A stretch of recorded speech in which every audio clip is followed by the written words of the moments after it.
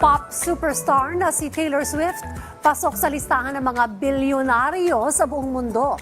Habang netizens kinilig sa panibagong interaksyon ni Catherine Bernardo at Alden Richards. Alamin natin kung bakit sa Ulat Showbiz ni Kate Renya. Opisyal na ang kabilang sa billionaires list ng Forbes ang pop superstar na si Taylor Swift.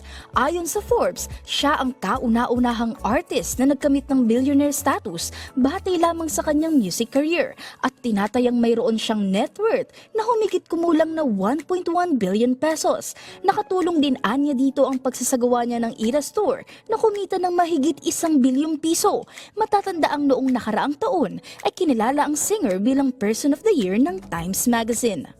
Samantala, inilabas na ang unang poster para sa pelikulang Joker 2. Makikita sa poster ang lead stars na sina Joaquin Phoenix at Lady Gaga.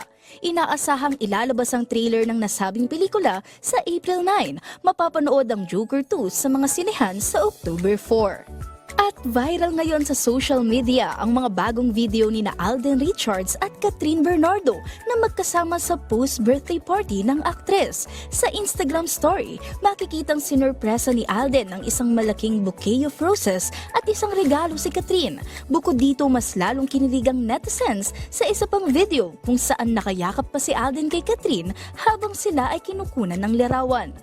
Matatandaang bumida ang dalawa sa pelikulang Hello, Love, Goodbye. Kate Renya para sa Pambansang TV sa Bagong Pilipinas.